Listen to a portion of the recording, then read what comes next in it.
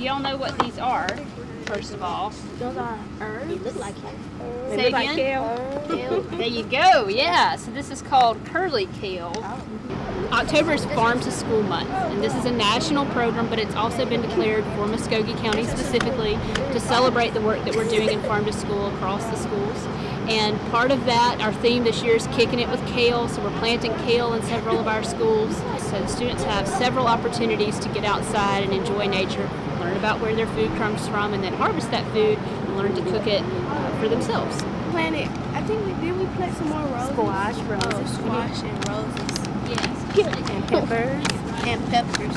And corn. And corn. Corn's over there. But it's gone. It's in our compost now.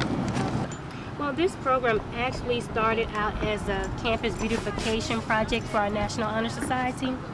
And it eventually grew into a school-wide project of STEM and gardening.